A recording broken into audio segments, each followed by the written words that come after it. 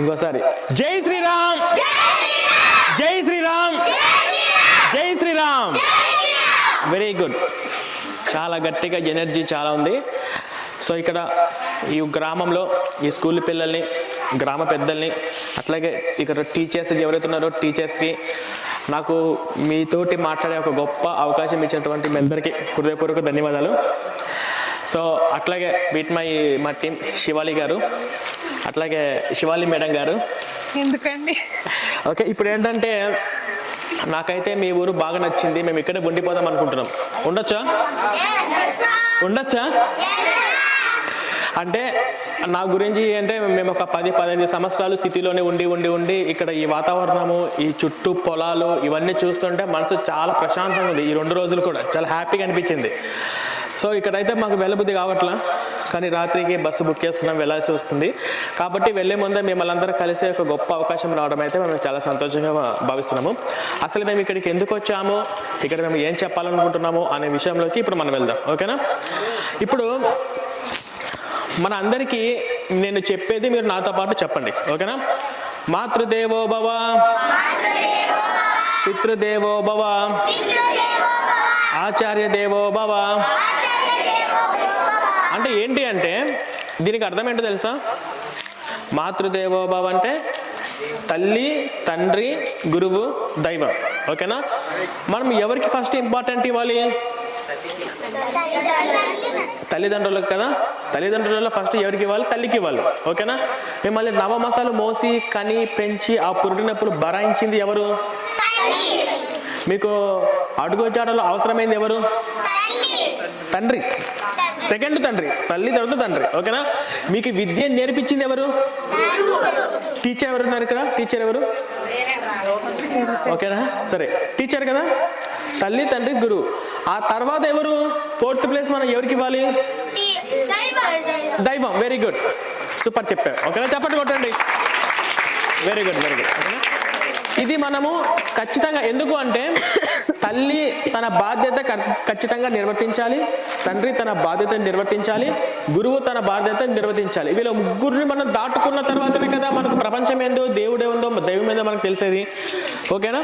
ఇక్కడ ఏమవుతుంది అంటే ఇక్కడ ఈ గ్రామంలో మనం అందరము ఎవరు, మన ఏంటి, మన చరిత్ర ఏంటి, మన భారతదేశ చరిత్ర ఏంటి, ఇక్కడ ఉన్నటువంటి కల్చర్, సాంప్రదాయ పద్ధతులు ఏంటి, అసలు ఈ సాంప్రదాయ పద్ధతులకు జరుగుతున్నటువంటి నష్టాలు ఏంటి అనేది మీకు అర్థమయ్యే రీతిలో నేను కొంతవరకు చెప్తాను.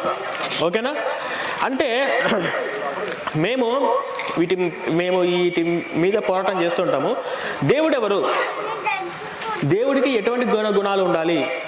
దైవ లక్షణాలు ఏంటి అంటే మీరందరూ ఏం చెప్తారు? దేవుడు అన్నవాడు మనకు మంచి చూడాలి, మంచి నడవడిక ఇవ్వాలి, అంతే కదా. మనకు జ్ఞానం ఇవ్వాలి, ఆలోచన ఇవ్వాలి. మనము భక్తి అంటే ఏంటి, మన చుట్టుపక్కల ఉన్న వాళ్ళతో మనం ఎలా ఉండాలి, ఒక అమ్మతో, నాన్నతో, అక్కతో, చెల్లితో మనం ఎలా ఉండాలి అనేది నేర్పించేది దైవభక్తి, అంతేనా? ఇలా ఉండాలి. అంటే దేవుడికి ఒక పేరు ఉందా? మనం ఇక్కడ ఎక్కడున్నాం? రాములవారి ఉన్నాం కదా. ఓకేనా? దేవుడు అన్నవాడు ఒకటే కదా, అనేక రూపాలలో విస్తరిస్తూ ఉంటాడు. ఓకేనా? ఇప్పుడు శ్రీ మహావిష్ణువు తీసుకున్న అవతారాలు 10 అవతారాలు ఉంటాయి.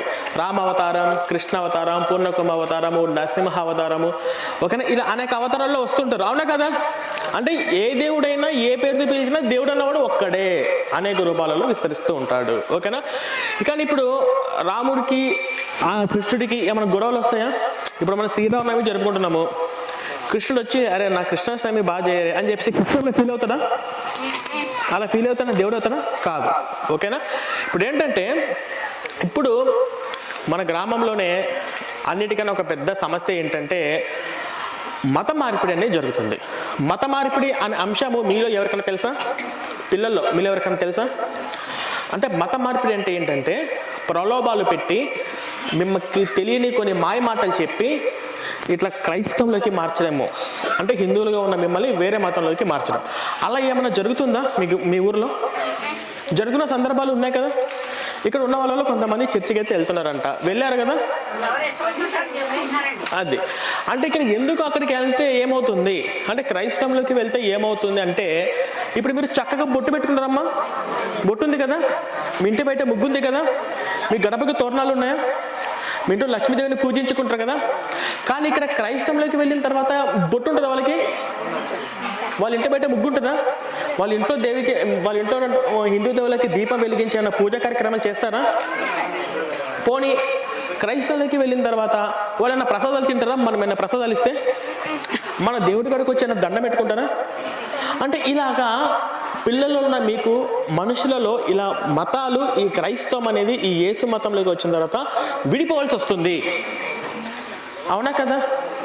అంటే దీనికి కారణం ఏంటి అంటే, దీనికి మూలం ఎక్కడ ఉంది అంటే, ఈ యొక్క క్రైస్తవ మతం ఏదైతే ఆ మతంలో ఉన్నటువంటి మతము, ఆ మత సిద్ధాంతాలు, ఆ బైబుల్ అని.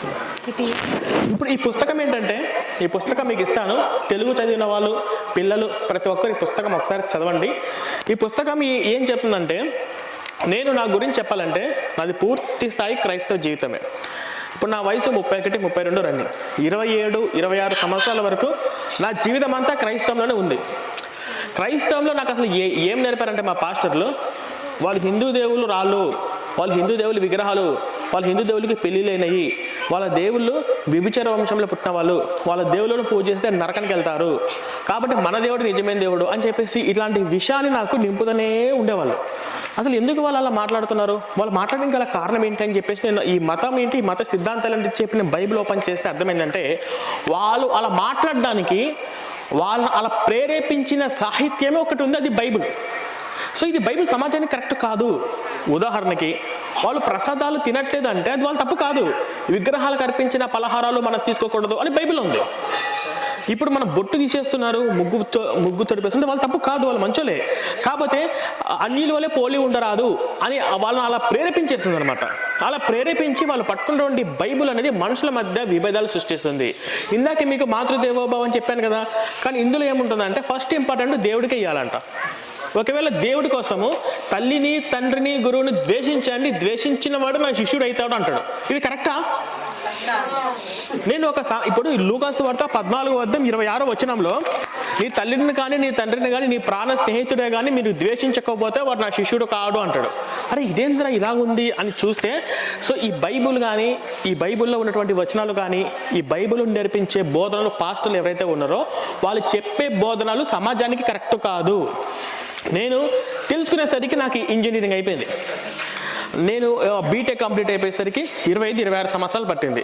మనం బయట ఏంటి, దేశం ఏంటి, నైతిక విలువలు ఏంటి, సాంప్రదాయం ఏంటి, సంస్కృతి ఏంటి, ఈ మతం ఏంటి, ఈ మతం బోధించే బోధనలు ఏంటి అనేది. కాబట్టి మీకు బైబిల్ మొత్తము పూర్తిగా చదివితే మీకు అర్థం కాదు. కాబట్టి అందరికీ కొంచెం అర్థమయ్యే రీతిలో ఈ పుస్తకం అనేది నేను ప్రిపేర్ చేశాను. ఇది తెలుగు చదివిన వచ్చిన ప్రతి ఒక్కరు కూడా ఈ పుస్తకం తీసుకోండి. ఒకసారి ఈ పుస్తకం లోపల ఏముందో తెలుసుకోవడానికి ప్రయత్నం చేయండి. ఎందుకు అంటున్నానంటే, ఇప్పుడు మీరందరూ హిందువులేనా? ఇక్కడ ఉన్న వాళ్ళందరూ ఎవరైనా చర్చికి వెళ్తున్న వాళ్ళు ఉన్నారా? మీరు వెళ్తున్నారు. నువ్వు వెళ్తున్నావా? నువ్వు చర్చికి వెళ్తున్న వాళ్ళు చేతులు ఎత్తండి ఇక్కడ ఉన్న వాళ్ళల్లో. ఓకే. ఎందుకు అంటే నాగుపాము కాటేస్తే మనుషులు చచ్చిపోతారు కదా. కానీ ఇక్కడ ఉన్న వాళ్ళు ఎవరికైనా నాగపాము కాటేసిందా? కానీ నాగుపాము చూడంగానే మనం భయంతో పారిపోతాం కదా, అవునా కదా? ఎందుకు? నాగుపాముకు విషం ఉంది అని మనం చదువుకున్న స్కూల్లో మన పుస్తకాల్లో రాయబడి ఉంది కదా, నాగుపాముకు విషం ఉంటుంది, ఆ విషము కాటేస్తే మనుషులు చచ్చిపోతారు, కాబట్టి నాగుపాము కనిపించిన వెంటనే మీరు పారిపోండి, లేదా నాగుపాము మీ ప్రాణాలు కాపాడుకోవడం కోసం అవసరమైతే నాగుపామును చంపండి అని చెప్తారు. అంటే మంచి ఏదో చెడేదో చెప్పాలి. ఇక్కడ మనకు ఆవులు ఉన్నాయి, బర్రెలు ఉన్నాయి, ఆ తర్వాత నాగుపాములు వస్తాయి, కోళ్ళు ఉంటాయి. ఇది జంతువులు ఏంటేంటి, ఏ జంతువులకు ఎటువంటి లక్షణాలు ఉంటాయి అనేది మనకు పెద్దలు మనకు నేర్పిస్తారు, మన చదువుకున్న పుస్తకాలు మనకు నేర్పిస్తారు. అట్లాగే ఆ క్రైస్తవ మతం ఏంటి, ఆ మతంలో సిద్ధాంతాలు ఏంటి, ఆ మతాల్లో ఉన్నటువంటి ఆ బోధనలు ఏంటి అనేది కూడా మనము తెలుసుకోవాలి. మంచి ఏదో చెడేదో, అప్పుడు చెడు ఏదో తెలిసినప్పుడే కదా మనం జాగ్రత్త పడతాం. నాగుపాముకు విషయం ఉందని తెలిస్తే కదా మనం జాగ్రత్త పడతాం. ఓకేనా? ఇక్కడ మీరందరూ కూడా, ఇక్కడ ఉన్న వాళ్ళ ప్రతి ఒక్కరికి జై శ్రీరామ్ ఉంది కదా, ఈ జెండాలు ఉన్నాయి కదా, ఈ జెండాలు ప్రతి ఒక్కరి ఇంటికి ఉండాలి. ఆంజనేయ స్వామి గురించి మీకు చెప్పాలంటే, ఆంజనేయ స్వామి ఎక్కడన్నా భయపడ్డారా? చాలా పవర్ఫుల్ కదా. శ్రీ ఆంజనేయ ప్రసన్నాంజనం, శ్రీ ఆంజనేయ ప్రసన్నాంజనం, శ్రీ ఆంజనేయ ప్రసన్నాంజనం అంటే భూత ప్రేతాత్మతలు కొట్టుకుపోతాయి కదా. సంజీవన మొక్క కోసము లక్షల కోట్ల టన్నుల బరువు ఉన్నటువంటి కొండను అవలీలగా ఎత్తుకుపోయాడు కదా. లంకలో ఉన్నటువంటి అంత పెద్ద రాక్షస సైన్యాన్ని అతనికి మీ రాముడు యుద్ధానికి వెళ్ళాడు అంటే ఒక ఆంజనేయ స్వామి ధైర్యం చూసుకునే కదా. అలాంటి పవర్ఫుల్ ఆంజనేయ స్వామి ఇప్పుడు మీ పిల్లలందరికీ మీ మెడలో కూడా ఆంజనేయ స్వామి అవి తాయెత్తులు కడుతుంటారు, ఏదైనా గాలి లాంటి దయ్య లాంటి మీదికి రాకుండా అలా కడుతుంటారు. కాబట్టి వాళ్ళు ఏమంటారంటే ఈ ఆంజనేయ స్వామి దయ్యం అంటారు. అందరూ హిందూ దేవులందరూ దయ్యాలు భూతాలు అంటుంటారు. ఇది కరెక్టేనా? అలా అనొచ్చు వాళ్ళు. మనం యేసుప్రభు గురించి జోలికి మనం వెళ్ళాం. యేసుప్రభు మనకొద్దు, మీరు ఏదో మీ భక్తి మీరు పూజించుకోండి అంటారు. కానీ వాళ్ళు ఏమంటారంటే చర్చిలో మైకులో పెడుతుంటారు, మీ దేవుడి విగ్రహాలు పూజించే వాళ్ళు నరకానికి వెళ్తుంటారు అంటుంటారు. మీరు ఎప్పుడైనా విన్నారా? నువ్వు ఇప్పుడు మీకు నచ్చిన భక్తి మీరు చేసుకోండి, మీకు యేసు భక్తి మీరు ఏదో చేసుకోండి. మేము మా దేవుణ్ణి విగ్రహంలో చూసి పూజించుకుంటాం. ఎందుకు? మన దేవుడు సమస్తం సర్వసృష్టిలో ఉన్నాడా లేదా? సమస్త జీవంలో ఉన్నాడా లేదా? మనము మన దేవుణ్ణి ఒక విగ్రహంలో ఇక్కడ ఒక శక్తిని కొలిచి మనం పెట్టుకుంటాము. ఇక్కడ ఒక శక్తి అనేది ఉంటుంది. కాబట్టి మన దేవుణ్ణి విగ్రహంలో చూసి పూజించుకుంటే వాళ్ళకి వచ్చిన నష్టం ఏంటంట? వాళ్ళను అవమానించాల్సిన అవసరం ఏంది? ఇది మనం అందరం అడగకూడదా? తెలుసుకోకూడదా? ఓకేనా? ఇప్పుడు చీమ పుట్టలో వేలు పెడితే ఏమవుతుంది? కానీ హిందువుల జోలికి, హిందువుల ఆరాధన పద్ధతుల జోలికి, హిందూ దేవులను దూషిస్తూ ఉంటే మనం ఊరుకోవాలా? అడగాలి. బాబు, మీ పిల్లలు ఉన్నారు కదా, అమ్మ మీ నమ్మకం ప్రకారం మీరు పూజించుకోండి, మేము మా దేవుని విగ్రహంలో చూసి పూజించుకుంటాము, నీవు ఎవరు అక్కడ అని చెప్పేసి మనం ఆలోచించాలి. ఇక్కడ పెద్దలు ఎవరైతే ఉన్నారో వాళ్ళు ప్రశ్నించాలి. ఇప్పుడు ఈ ఊర్లో 2 చర్చిలు వచ్చాయి కదా. ఉదాహరణ చెప్తాను. ఆ 2 చర్చిలో వెళ్తున్న వాళ్ళలో ఎవరో ఒకరు మీ బంధువులు, మీ స్నేహితులు, మీ ఇంటి పక్కన వాళ్ళు ఉండింటారు కదా. వాళ్ళు మీరు మొన్న జరుపుకున్న వినాయక చవితి పండగకు వాళ్ళు మీతో పాటు కలిసి వచ్చారా? వాళ్ళు మీతో పాటు ఏమైనా బతుకమ్మ పండుగ చేసుకున్నారా? వాళ్ళు మీతో పాటు కలిసి దసరా పండుగలు ఏమైనా చేసుకున్నారా? లేదు కదా. అంటే వాళ్ళు మంచోళ్ళే, వాళ్ళు పాపం చాలా మంచోళ్ళు. కాకపోతే వాళ్ళకు తెలియకపోవడం వల్ల, ఆ మతంలో ఉన్నటువంటి సిద్ధాంతాలు తెలియకపోవడం వల్ల. ఇప్పుడు మీకు ఒక ఉదాహరణ చెప్తాను. మనుషులను క్రైస్తవం అనేది విడగొడుతుందా లేదా అనేది మీకు ఇంకా పూర్తిగా తెలియదు. మీరు చాలా పిల్లలు, చాలా మెచ్యూరిటీగా మీకు ఒక్కటి అర్థమయ్యేలా చెప్తాను. నీ పేరేంటి పాప? శ్యామల. నీ పేరు? దేవి. శ్యామలాదేవి ఇక్కడ 2 ఉన్నారు కదా. శ్యామలాదేవి 2 బెస్ట్ ఫ్రెండ్స్ అనుకోండి, ఉదాహరణ, మంచి స్నేహితులు. ఇప్పుడు శ్యామల గారు వచ్చేసి రామభక్తురాలు, రాముడు అంటే చాలా ఇష్టం, రాముని బాగా పూజించుకుంటుంది అనుకోండి. దేవి గారు వచ్చేసి కృష్ణ భక్తురాలు, కృష్ణుడు అంటే చాలా ఇష్టం, కృష్ణుని బాగా పూజించుకుంటుంటుంది. ఓకేనా? అందరికి అర్థమవుతుందా? ఓకే. ఇప్పుడు శ్యామల గారు మిమ్మల్ని అడుగుతున్నాను, దేవి గారు వాళ్ళ ఇంట్లో కృష్ణాష్టమి పండుగ జరుపుకుంటే మీరు వెళ్తారా? ఇప్పుడు దేవి గారు కృష్ణుడి ప్రసాదం తీసుకొని వచ్చి మీకు ఇస్తే మీరు తింటారా? ఇప్పుడు దేవి గారు కృష్ణుని గుడికి వెళ్ళేటప్పుడు మిమ్మల్ని పిలిస్తే మీరు వెళ్తారా? కదా. రామభక్తురాలైనా కూడా దేవి గారితో పాటు కలిసి కృష్ణుడి ప్రసాదం తినడానికి సిద్ధపడింది, కృష్ణుడి గుడికి వెళ్ళడానికి సిద్ధపడింది, కృష్ణాష్టమి పండుగకి పిలిస్తే కూడా వెళ్ళడానికి సిద్ధపడింది. ఓకేనా? దేవి గారు మిమ్మల్ని అడుగుతున్నాను, శ్యామల గారు రాముల వారి గుడికి వెళ్ళేటప్పుడు పిలిస్తే మీరు వెళ్తారా? రాముల వారి ప్రసాదం ఇస్తే మీరు తింటారా? రాముల వారి గుడికి శ్రీరామనవమి జరుపుకుంటే వాళ్ళ ఇంటికి మీరు వెళ్తారా? అర్థమైందా అందరికీ? రాముడిని నమ్ముకున్నా, కృష్ణుని నమ్ముకున్నా ఇద్దరు హ్యాపీగా సంతోషంగా కలిసిమెలిసి ఉన్నారు కదా. ఫర్ సపోజ్ ఈ శ్యామల పాప ఉంది. ఈ పాపకు ఎవరో కొన్ని మాయమాటలు చెప్పి యేసు మతంలోకి తీసుకొని వచ్చారు, క్రిస్టియన్లోకి మార్చేశారు. ఇప్పుడు చెప్తున్నా, శ్యామల గారు మీరు కృష్ణుని గుడికి వెళ్తారా? అర్థమైందా అందరికీ? శ్యామల గారు మిమ్మల్ని యేసు మతంలోకి తీసుకొచ్చా, క్రిస్టియన్గా మార్చా. ఇప్పుడు మీరు కృష్ణుని గుడికి వెళ్తారా? కృష్ణుడి ప్రసాదం తింటారా? కృష్ణాష్టమి పండగకి వెళ్తారా? ఇప్పుడు వాళ్ళిద్దరు విడిపోవాల్సి వచ్చిందా లేదా? వాళ్ళు మంచులే, అమ్మాయి శ్యామల చాలా మంచిది.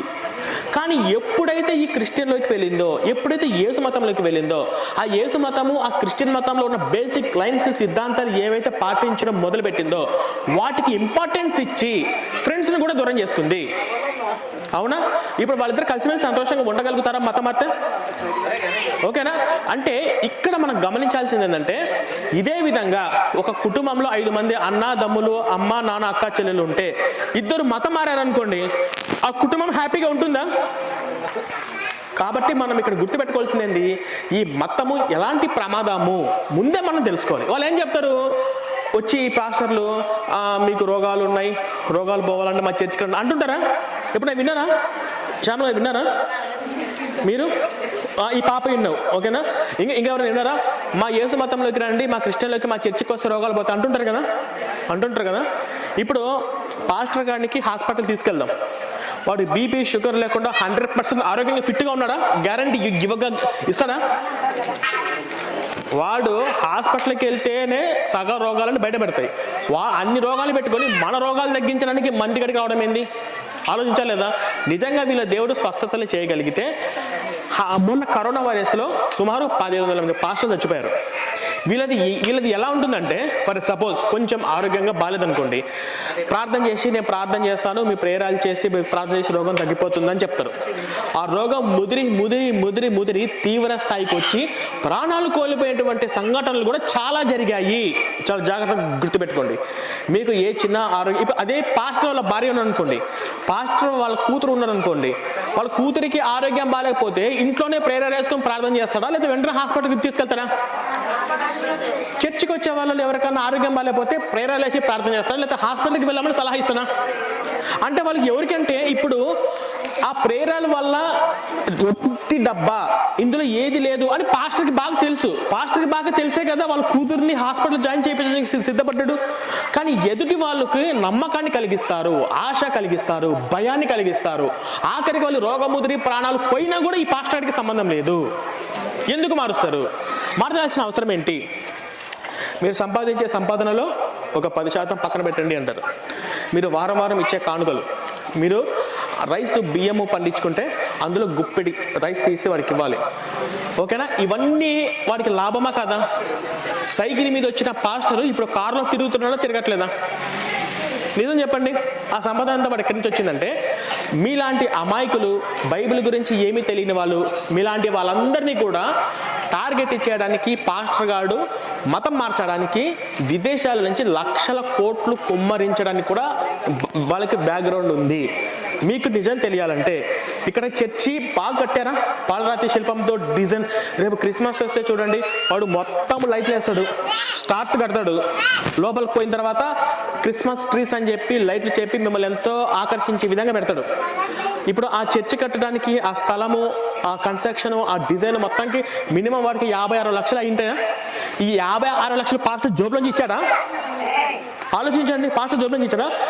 ఇక్కడ ఎవరైతే ఈ ఊర్లో ఫస్ట్ చర్చి కట్టాడో ఆ చర్చి కట్టినోడు ఈ ఊరోడైతే కాదు. మీరు ఒకసారి గమనించండి. అంటే చెప్తున్నాను, మన జీవితంలో ఎప్పటికీ ఎన్నటికీ కూడా హిందూ ధర్మాన్ని వదిలిపెట్టకూడదు.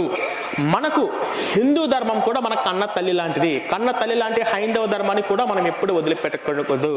సాంప్రదాయాలు పోతాయి, గౌరవం పోతుంది, సంస్కృతి పోతుంది, నైతిక విలువలు పోతుంది, మానవత్వం పోతుంది. ఇవన్నీ కూడా జ్ఞానమే ఉండదు ఈ మతంలోకి వెళ్ళిన వాళ్ళకి. నువ్వు చిన్నప్పటి నుంచి చర్చికి వెళ్తున్నావా? చర్చిలో ఏమేం చెప్తారు? పాపంలో పుట్టావు పాపి, అవునా? మీ అందరికి బుద్ధి లేదు, మీరందరూ గొర్రెలు అంతేనా? మీరందరూ యేసు నమ్ముకోవాలి, యేసు నమ్మపోతే అనంతకాలం నరకంలో పడతాడో నరకం, అంతేనా? మీరందరూ పాపం చేశారు, మీ పాపం పోవాలి అంటే మా యేసు సిలువలో కాల్చిన రక్తం నమ్ముకోవాలి, రక్తం, అంతేనా? నరకం, రక్తం, పాపం, గొర్రె తప్ప ఎప్పుడైనా కొత్తగా ఇవి తప్ప ఇంకొక 1,00,000 సంవత్సరాలు గడిచినా కూడా వీళ్ళు ఇవే చెప్తారు, ఓకేనా? ఈ ఊర్లో ఉన్న వాళ్ళందరూ కూడా పెద్దలు వెళ్ళుకొచ్చు పాప ఉన్న వాళ్ళందరూ కూడా ఈ పుస్తకాలు మీకు చాలా తక్కువ ఉన్నాయి. మన గణేష్ గారు మళ్ళీ మీ అందరికి ఇస్తారు. ఇక్కడికి వచ్చిన తర్వాత ప్రతి ఒక్కరు కూడా ఈ పుస్తకం ఒకసారి పూర్తిగా చదవండి. చదివిన తర్వాత ఆ మతం ఏందో, ఆ మత సిద్ధాంతాలు ఏంటో ఒకసారి తెలుసుకోండి.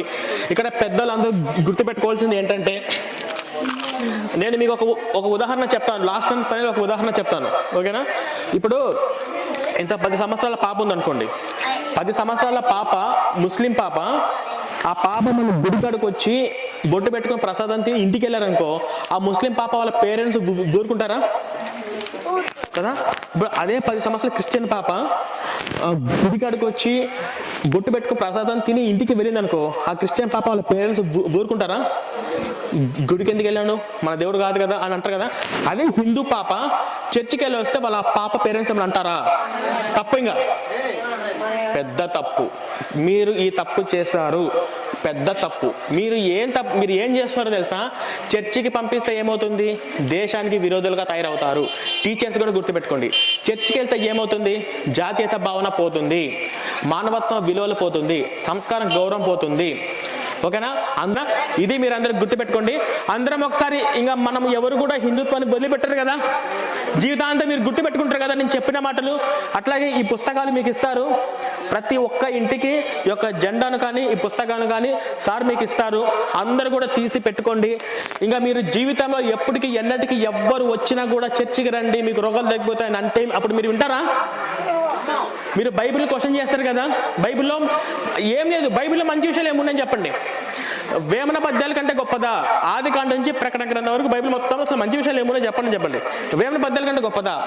ఇలా అడగండి, ఇలా అడిగినా చాలు. ఓకేనా? అందరం ఒకసారి గట్టిగా జై శ్రీరామ్ అందమా? జై శ్రీరామ్, జై శ్రీరామ్, జై శ్రీరామ్, జై బోలో భారత్ మాతాకి. ఓకే మరి, థ్యాంక్ యూ. తల ఒకటి. ఆ పిల్లలు మరి చిన్నపిల్లలు వద్దు, చదవండి. మాట్లాడు.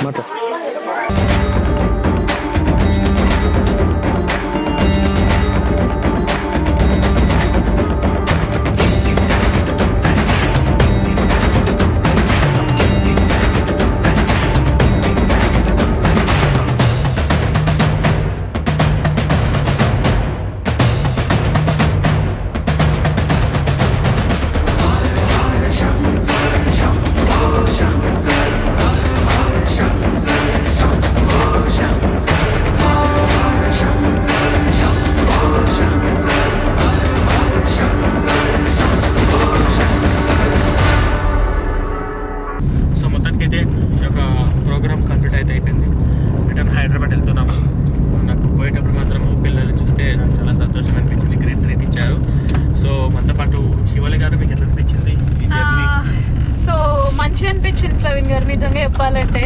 అంటే మీ షార్ట్ ఫిలిమ్స్ లో చూసినవన్నీ కూడా అబ్బాయి ఇట్లా నిజంగా జరుగుతాయా అన్న థాట్ తో ఉండే నేను. బట్ ఈ విలేజెస్ కి ఎప్పటి నుంచి అయితే నేను కూడా మీతో జర్నీ చేయడం స్టార్ట్ చేశాను, ఈ విలేజెస్ త్రూ ఏదైతే స్టోరీస్ వింటున్నానో చూస్తున్నాను కళ్ళ నుంచి, ఇంకా నాకు ఒక్కొక్కటి వామ్మో అని కళ్ళు తెరిపిస్తున్నాయి, ఒక్కొక్క నిజాలు అట్లా. సో మంచిగా అనిపించింది. ఒక మాట